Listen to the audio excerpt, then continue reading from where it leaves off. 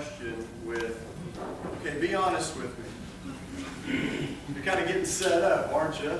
You might be a fool if you answer honestly to their question, even though they're asking for honesty. Sometimes what we forget as questioners is don't ask if you don't want the truth, right? And that's can be a dangerous thing, and sometimes we have to weigh the consequences, unfortunately, and whether we really want to be honest or not. Because if I answer honestly your question, there's a good chance that I just might offend you with my answer, right? And if you're asking for my honesty, I guess it's okay for me to offend you if you're asking. But the society that we live in today, our culture, we kind of live in this world where you get offended by everything. Somebody is going to be offended by something, no matter what we say or do. Anything that might seem a little bit to them, something that's harsh, especially the truth, can be offensive. And so we as Christians, we've been taught to kind of walk on some eggshells, if you will, around so that we don't sound offensive or foolish, especially when we offer. And we kind of become afraid to put anyone off to the gospel, and so we think things like, sometimes very consciously, maybe even subconsciously, we kind of think, well, maybe I shouldn't be so hard on sin or talk so much about sin so that people won't think the gospel is so offensive, right? And we don't want people to think the gospel is foolish. We don't want it to be offensive to people, so we soften it sometimes. And the trouble is, once we pull on that string, so to speak, like a sweater, if there's a string and you pull on it, what happens? The whole thing starts to unravel, right? Well, when we pull on that string of sin, the whole message of the gospel begins to unravel. One author said, you cannot remove the offense without losing everything in regards to the gospel. Because the gospel itself is offensive. It just is. If you take the offense out of the gospel, you also remove the saving power of the gospel. Think about it. There are sharp edges, aren't there, in the gospel? There's blood. There's death. Have you ever seen Mel Gibson's depiction of the crucifixion? Right? It's gory. It's horrible. It's painful. There is, in the gospel, wrapped up with it intimately, there is wrath, there is sin, and there is real life pain. But without all of this reality, think about it. Where is good news? If our lives aren't bad news, where is the good news in the gospel? Right? Without the offensive parts of the gospel message itself, the reality of my position before God, before a holy and just God, without the reality of the gospel, what am I saved from? What am I saved to? If there's nothing offensive, to me about the gospel and where it starts, what am I saved from? What am I saved to? If we make it easy and nice and soft, there is no power any longer to the gospel message itself. And that's why Paul is very clear he would continue to preach Christ and him crucified, even though he knew that people would think that message foolish. But he chose to, as he said to the Roman church, he said, I am not ashamed of the gospel, for it is the power of God to save. Right? So as we continue in his letter to the Corinthian church, I love being able to start from the beginning and just all the way through section, passage by passage, because we get to see Paul's heart. We get a big picture of the gospel, even the ugliness of our lives, and what the gospel will do for us, and how it changes, not just changes my life, but it begins to change the perception of the people in the world around me and how they see me. So let's take a moment and let's pray. And we'll ask God be honest with me.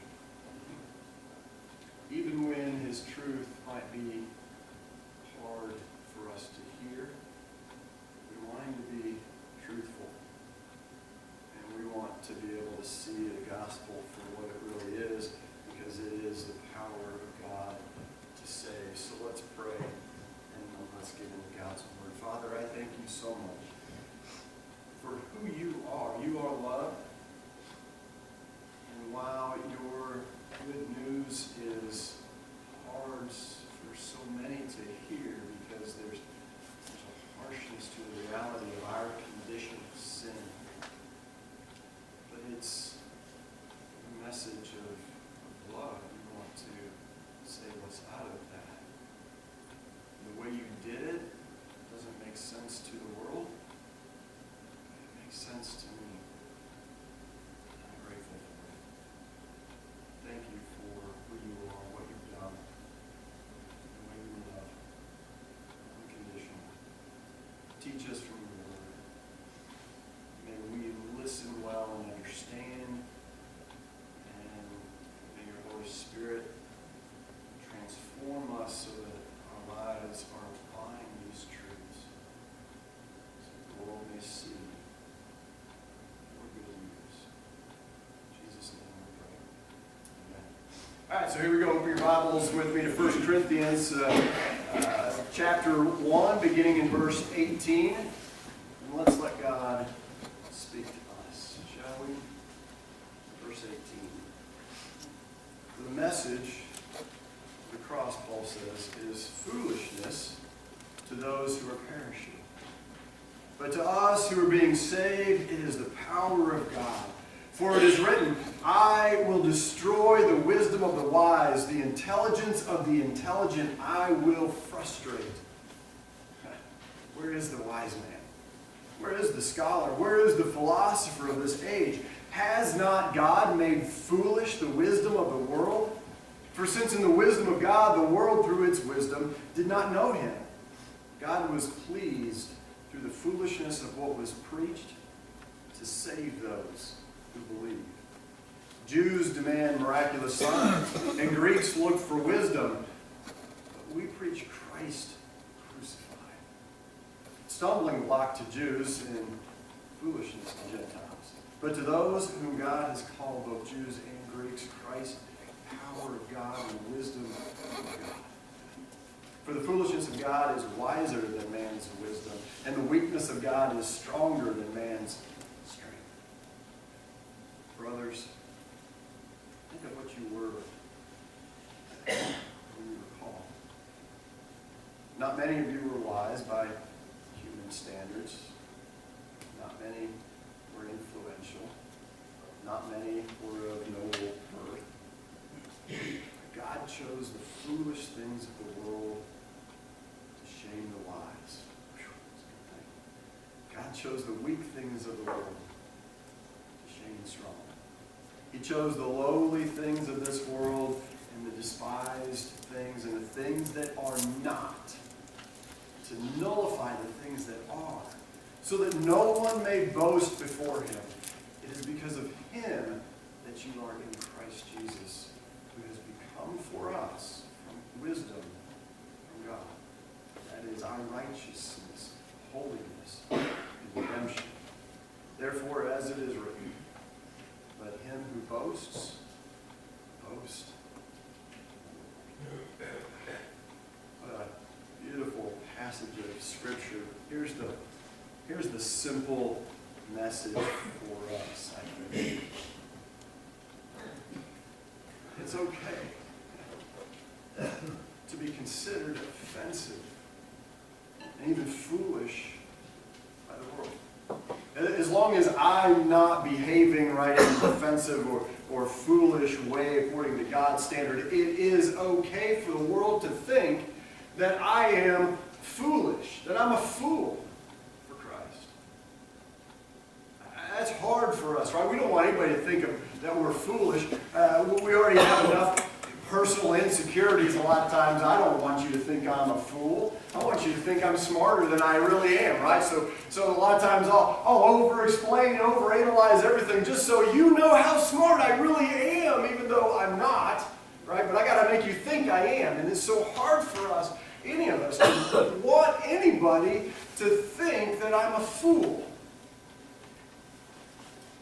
Truth is, it's okay for them to think that I'm a fool because I stand for the message of the cross of Jesus Christ, because it is the power of God to save. But, okay, think of it in these terms. We do have the Super Bowl this evening, right? And have you ever watched, especially NFL fans? Boy, they're the ones that make themselves look more foolish, I think, than just about any other fans. I mean, if you're a die-hard, dedicated fan, it doesn't matter if it's 25 degrees out, these die-hard fans are going to go shirtless and paint their bodies and their faces, and David's going to have his whole face and head painted today just to watch the Super Bowl in his house. And you're going to yell and scream at the TV even though they can't hear you, right? They have no idea what you're saying and how you're cheering them on, and you're rooting for them, and you're yelling at them, and you want them to do this, and what a stupid pass. I mean, you're coaching and you're playing and you're just a diehard. And everybody who's not a diehard fan thinks what about you? Exactly. Yep. But if you're a diehard fan, it doesn't feel foolish to you. Because if you sat in this chair and the last time they played and they won, you better sit in this chair, right? It's not foolish to you if you're a diehard. Well, think about that. If I am a diehard follower of Jesus Christ, the cross is everything. His resurrection is not hard for me to grasp, because if he's the creator of the world, there is nothing that can bind him to this earth, not even death, right? So none of it's foolishness to me, because I believe and I'm diehard. I believe, and none of that seems foolish to me. It's the power that saved me. And yet to those on the outside looking in, they see the cross as something shameful. If you're a criminal, how can you say that? I mean, there's so much that goes into the cross and the resurrection. That just seems ludicrous. There's no way somebody can come back from the dead after being in the grave for 3 days, right? So those looking from the outside in, they see us as foolish, and I'm here to tell you, I don't mind. The whole world thinks I'm a fool, or that what I believe in is foolish or even offensive to them, because the reality is our world is upside down, isn't it? Our world is what's upside down. And there will come a day when God is going to take this upside down world and turn it right side up. And I want to be on the right side when does. So I don't care if the world thinks I'm upside down right now. Because if I'm upside down right now, when he turns it right side up, I'll be on the right side when he does. And to show this upside down kingdom, think of what Jesus did. He chose nobodies to become somebodies, didn't he? Fishermen and tax collectors and just people that were uneducated and nobody's in this world, he made somebodies. He chose the weak to be strong, right? He chose the poor to be rich. He chose the foolish to be wise. He chose the hungry to be the ones that would be filled and the sick to be well, the lost to be found. He chose slaves to be free. He chose the least to be the greatest. And he chose the last to be what? First. And I know that's not what the world wants from him. I know it's not what the world wants from us. And I know it's not what the world wants from the church, because they want the greatest to be what? The greatest. They want the first to be what? First. Yeah, they want the rich to get richer and the strong to get stronger. I mean, think about that game you used to play as a kid. You played King of the Mountain, right? I love watching my father-in-law, my kids play King of the Raft up in Michigan. You know, who can stay on the raft the longest? That's what the world wants. Who's going to be King of the Mountain? After all, I mean, we're supposed to scratch and claw our way to the top, and it seems our human nature to be foolish to be last in order to be first, or weak to be strong. I mean, our human nature wants everything to be explained in a way that we can understand in terms of this world, right? Creation. It's unexplainable, right? 7 days out of nothing, something? No. Creation, it had to have happened through some spontaneous explosion and then developed through billions and millions of years, right? I mean, that's what science wants us to understand, because it's explainable in human terms. But creation spoke into existence from an all-powerful God is unexplainable. Think about some of the other miracles in the Bible. I just picked out a few that I thought had some interesting explanations to it. See if you agree with me. Okay, the burning bush. Remember the burning bush?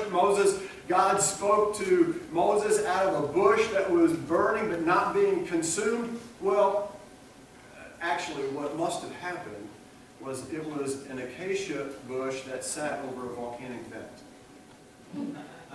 Okay. Whatever. All right, the parting of the Red Sea. Remember the parting of the Red Sea?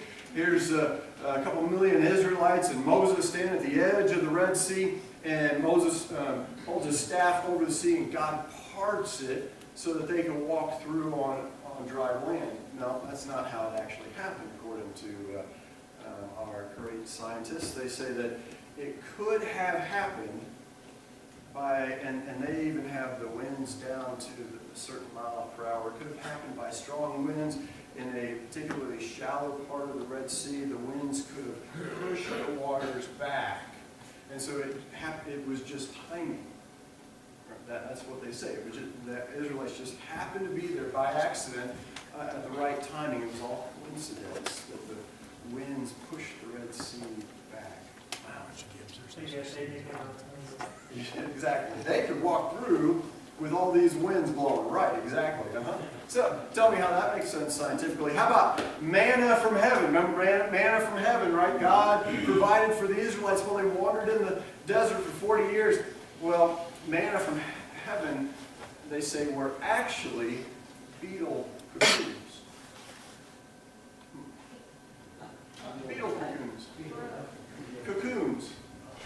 For 40 years. Which is actually enough beetle cocoons to feed the nation of Israel, millions of people for 40 years. I mean, you can actually look this stuff up. People buy into this and believe this. They try to take the unexplainable and they try to explain it through science. Jesus walking on water just happened to be strategically placed stones. Right? Because exactly, it's a historical event. If it's gonna be in the Bible, and they can't deny the event itself, they're gonna have to explain through science how it actually happened. And there's so many more. If you just want a good laugh, look them up and see how people have tried to explain something that God has done that there's no way that we can actually explain. God says, my thoughts are not your thoughts. My ways are not your ways. Why do we think that God owes us any explanation for the things that He chooses to do anyway? Right? Why can't we just marvel at the unexplained? It really is okay that there is something much greater than me. It really is okay that there is something that's even much greater than my capacity to comprehend and understand. See, Paul says that the Jews demanded miraculous signs, and yet they still got tripped up by the resurrection. Right? He says the Greeks, in all of their philosophical genius, they thought the cross foolishness. What about us? What do we demand of God? What is it that we demand of God in order to really, honestly, truly buy in 100%, be all in? What is it that we're still demanding that God explains to us so that we could understand? Instead of just being willing to marvel at the unexplainable, we're still demanding of Him something that's holding our faith back. And I got to ask, be honest with you, who am I to demand anything? And it's okay, and it should be okay. And it's hard to be okay. But I tell myself I'm okay with it, and if I say it long enough, maybe I'll really genuinely believe it. It's okay with me if the world thinks that I'm foolish for believing in God and preaching Christ crucified. Why? Why is it okay with me? Why should it be okay with you? Paul says, think of what you were before Jesus called you. Think of what you were before He saved you. I can tell you what I was headed toward. I know what I was headed toward: alcoholism, and I was headed towards a whole lot of trouble. I was headed toward a life that very potentially I wouldn't be here today if He hadn't saved me out of it. What was I before He called me? And yet, He intentionally called me. He intentionally called me. And He saved us anyway. Despite what we were before, He saved us anyway. See, I would rather the world see me as upside down now, because I want Jesus to see me as right side up when He returns. Trouble was, some of the church people in Corinth at the time that he wrote, they didn't want to be nobodies, and they began to think they were somebodies, and that's when really the messiness of the church kind of broke out, right? It's what happens when we think, as Paul says, think more highly of ourselves than we ought, right? Think of all the big name preachers. You could start listing several of them because they're always in the news. Think of all the big name preachers that began to think that they were something pretty special, and they became too big for the church. They became too big for you and me. How hard did they fall? See, the higher you think you are of yourself, the higher people put you up on a pedestal, the farther you have to fall. It's going to hurt. Think of the Israelites. They were slaves, right? And God delivered them. They were nobodies, and God chose to make them somebodies.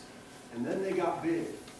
And they became a world superpower under powerful kings. And they began to think that they were somebodies.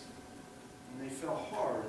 They started out here as slaves. They rose to preeminent power, and they fell to becoming slaves. Exactly. The fall was hard, and it was hard for the Israelites. There's a difference in believing that you're somebody and knowing that everybody is a somebody in Christ. See, who we are in Christ's body is all that matters. So the question is, am I a somebody, or am I a somebody in Christ's body? Big difference, right? We were slaves to sin, and God chose to save us out of that through Jesus. We were absolutely nothing. So guess what? Jesus is our something. I am a nobody until Jesus is my somebody. So I boast only in Jesus.